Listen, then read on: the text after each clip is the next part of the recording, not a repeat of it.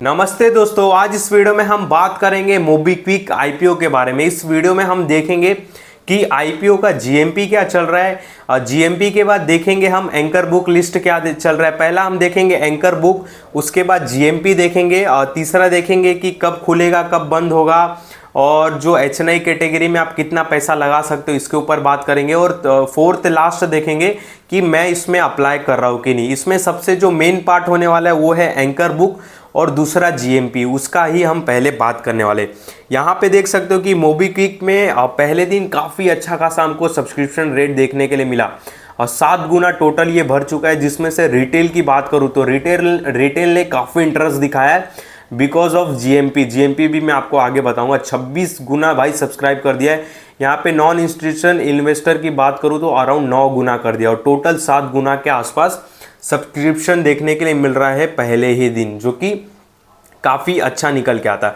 यहाँ पे मैं सबसे पहले ना आपको एंकर बुक लिस्ट दिखाता हूँ। देखो एंकर बुक लिस्ट क्या होता है, इससे हमको ये पता चलता है कि कौन कौन से बड़े म्यूचुअल फंड वाले हैं जो इस आईपीओ में इंटरेस्ट दिखा रहे हैं और इनको पहले ही शेयर्स अलॉट हो जाते, ठीक है, लिस्ट होने से पहले। और आप बोलोगे कि इनको पहले ही क्यों दे देते, रीज़न ये है कि जो आईपीओ है उसको स्टेबिलिटी मिले, क्योंकि मान लो किसी ने अप्लाई नहीं किया तो भाई ये अलग ही कहानी हो जाएगा। तो इसके लिए पहले से बड़े बड़े लोगों को ये भाई आईपीओ दे दिया जाता है, मतलब थोड़े मोड़े शेयर दे दिया जाता है, मतलब थोड़े क्वांटिटी, मतलब थोड़े परसेंट में, ठीक है, ताकि आईपीओ को एक स्टेबिलिटी मिले।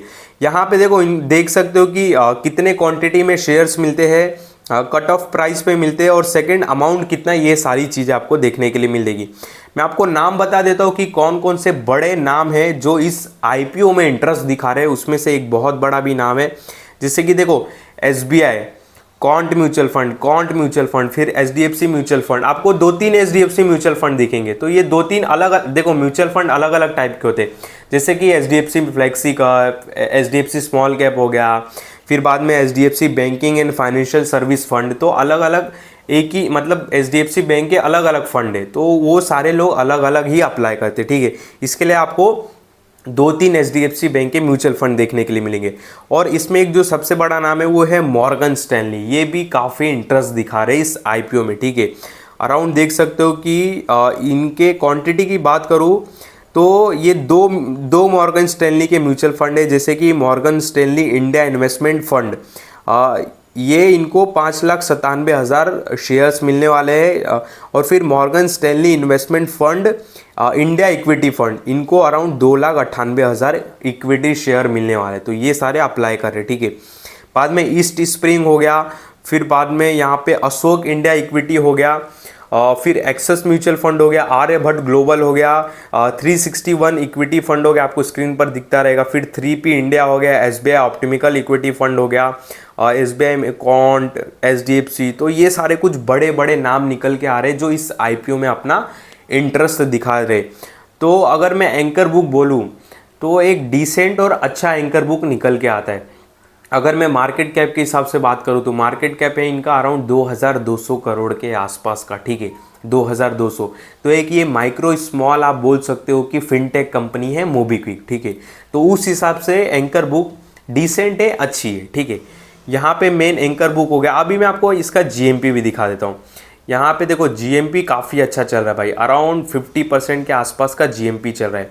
यहाँ पे और भी आईपीओ का देख सकते हो आप, जैसे कि देख सकते हो कि कहाँ गया हमारा साइंस, पर्पल, विशाल, टॉस, जंगल, सुप्रीम, मोबी के, देखो अराउंड 48% के आसपास का जीएमपी चल रहा है। यानी कि लिस्निंग गेन अराउंड हमको 48-50% भी देखने के लिए मिल सकता है। और देखो लिस्ट होने के बाद ना 10-20% की और भी उछाल देखने के लिए मिल सकती है। अगर इसका जीएमपी बढ़ जाता है कल या परसों 12-13 तारीख, मतलब आज 11 है, अगर कल परसों में इसका जीएमपी बढ़ जाता है तो और भी भाई 10-20% की उछाल देखने के लिए मिल सकती है लिस्ट होने के बाद, ध्यान देना, ठीक है।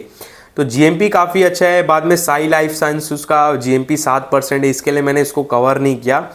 बाकी एक और आईपीओ है विशाल मार्ट, ठीक है, उसका भी जीएमपी उतना खास नहीं, हाँ नहीं, उसका भी जीएमपी अच्छा है 28%। इनके कुछ 625 स्टोर है और प्रॉफिटेबल बिजनेस है जिसके वजह से, ठीक है। कोशिश करूंगा इसको भी कवर करने की, पर सबसे अट्रैक्टिव मुझे मोबीक्विक लगा जिसके वजह से मैं इसको पहले कवर करूँ। ठीक है, ये हो गया जीएमपी, पहले हम देख लिए, बाद में वो सारी चीज़ तो देख ली हमने कि भाई इसका जीएमपी कितना है और फिर अपना एंकर बुक, यही दो मेन था। अब तीसरा हम देखते हैं कि इसके थोड़े छोटे मोटे डिटेल देख लेते। यहाँ पे 11 तारीख को खुलेगा, 13 को बंद होगा। प्राइस बैंड बात करूँ तो कट ऑफ प्राइस पे ही हम अप्लाई करते 279। फिर लॉट साइज 53 का रहने वाला है। फ्रेश इशू की बात करूँ, यानी कि मतलब आईपीओ साइज कितना है 572 करोड़, इसमें से फ्रेश इशू पूरा 572 करोड़ रखा है। फ्रेश इशू मीन्स क्या कि ये जो भी पैसा उठाएंगे, ठीक है, मार्केट से कितना 572 करोड़, ये पूरा कंपनी के पास जाएगा। ठीक है, अगर ऑफर फॉर सेल रहता तो फिर वो प्रमोटर्स के पास भी जाता, तो ये पैसा प्रमोटर्स या किसी के पास नहीं जाएगा, ये पूरा पैसा कंपनी अपने ऊपर लगाएगी, कंपनी की टेक्नोलॉजी बढ़ाने के लिए लगाएगी। ठीक है, 572 करोड़ जो कि काफ़ी अच्छी बात है। ठीक है, यहाँ पे नीचे आते हैं तो ये सारे कैटेगरी, ये ऑफर, एंकर, प्रोटीन साइज जो मैं आपको दिखाया ना एंकर लिस्ट, तो उसकी साइज़ कितनी बड़ी, उसकी साइज़ है 257 करोड़। ठीक है, मतलब ये उनको पहले ही मिल जाता है शेयर्स। जो मैंने आपको दिखाया ना एंकर बुक, तो वो एंकर बुक कितनी बड़ी थी, अराउंड 257 करोड़ की एंकर बुक थी। ठीक है, उसमें से SBI, HDFC mutual fund in लोगों को शेयर्स अलॉट होंगे। ठीक है, यहाँ पे एक और चीज़ मैं आपको समझा देता हूँ, बहुत लोग नहीं बता देते कि देखो जो बड़े बड़े एंकर होते, ठीक है, वो आईपीओ में अप्लाई करते हैं। तो अब बहुत लोगों का ये भी सवाल रहेगा कि आईपीओ कल को धमाकेदार लिस्ट होता है, तो ये जो बड़े बड़े एंकर है ये तो भाई तुरंत माल बेच के निकल जाएंगे, क्योंकि उनको प्रॉफिट होगा तो तुरंत बेच देंगे। जैसे हमको प्रॉफिट होता है तो हम तुरंत आईपीओ खाली करके चले जाते हैं। पर क्या ये बड़े लोग भी ऐसा कर सकते हैं जो एंकर बुक दिखाया, जिनको लाखों में शेयर्स मिल रहे जी, ठीक है, जिसको 5 लाख 14 लाख ऐसे शेयर अलॉट हो रहे पहले ही? नहीं भाई, एक रूल है सेबी का, उनको टाइम पीरियड दिया जाता है, वो वही टाइम पीरियड में बेच सकते हैं। ठीक है, जैसे ये जो एंकर बुक मैंने आपको दिखाया ना, यहाँ पे एंकर बुक, तो इनको एक टाइम पीरियड दिया जाता है, ये इसी टाइम पीरियड में अपने शेयर्स को डाइल्यूट कर सकते हैं, बेच सकते हैं। मैं आपको दिखाता हूँ, जैसे कि देखो लिखा है कि anchor locking period end date 50% share 30 day, यानी कि जनवरी 15, यानी कि जनवरी 15 के बाद जो एंकर बुक रहेंगे वो अपनी 50% शेयर बेच सकते हैं। ठीक है, मतलब इसमें लॉकिंग पीरियड रहता है कि इस पीरियड तक नहीं बेच सकते।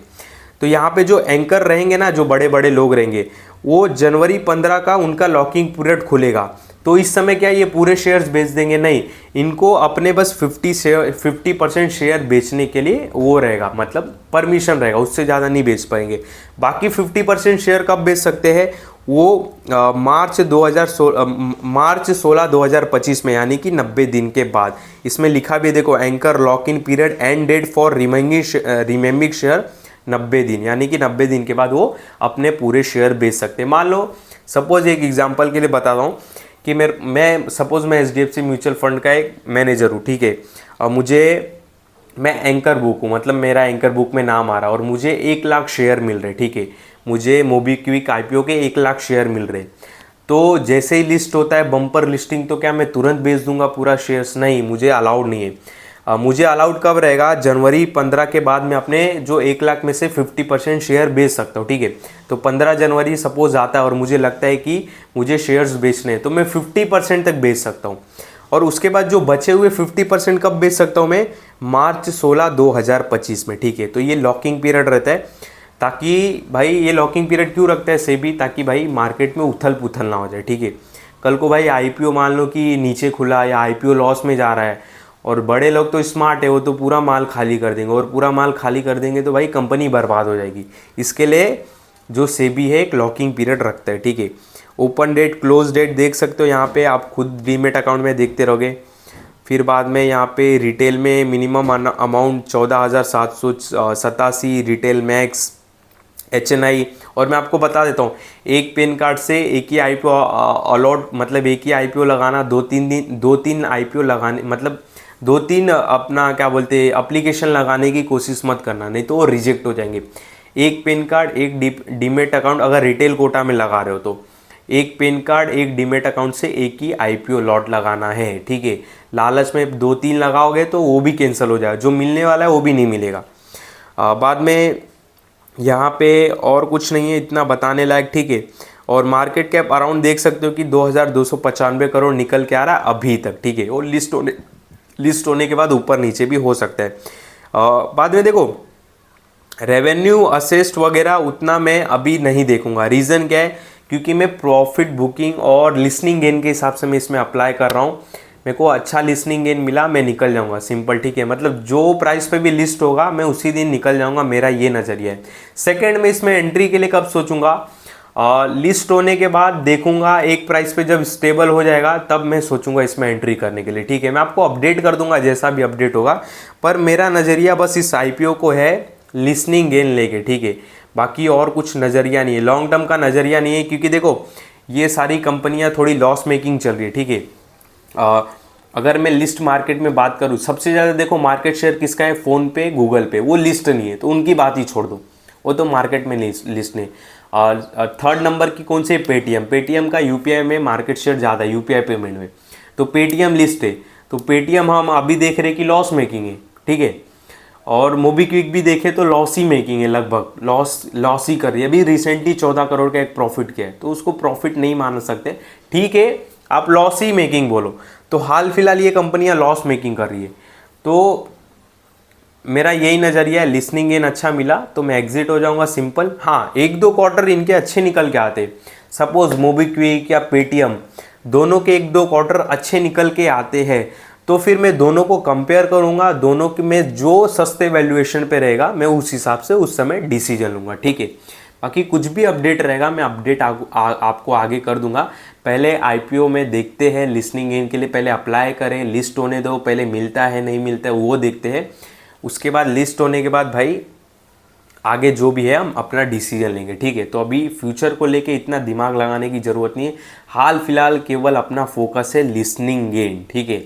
लिसनिंग गेन अगर आईपीओ में लग गया तो काफ़ी अच्छी बात है, नहीं लगता है तो फिर एक दो क्वार्टर देखेंगे, जैसा भी ठीक लगा उस हिसाब से अपना डिसीजन लेंगे। बाकी इस वीडियो में आपको कोई भी देखो बाय सेल का कॉल नहीं है, मैं आपको बिल्कुल नहीं बोल रहा हूँ कि जाके आप मेरी बातें सुन के आप आईपीओ में अप्लाई करो, नहीं। मैं क्या पर्सनल करने वाला हूँ इस आईपीओ को लेके, मैं वो अपने डिसीजन शेयर कर रहा हूँ इस वीडियो में। मैं आपको बिल्कुल नहीं बोल रहा हूँ कि आईपीओ में जाके अप्लाई करो नहीं करो, वो आपका एक पर्सनल डिसीजन है, ठीक है। केवल मैं क्या कर रहा हूँ इस आईपीओ को लेके, मेरी क्या थिंकिंग है, बस मैंने आपके साथ वो शेयर किया। बाकी इस वीडियो में आपको कुछ भी नहीं ऐसा मैं आपको बोलना चाहता हूँ कि आप जाके अप्लाई करो, तो इस बात का बहुत बहुत ध्यान देना।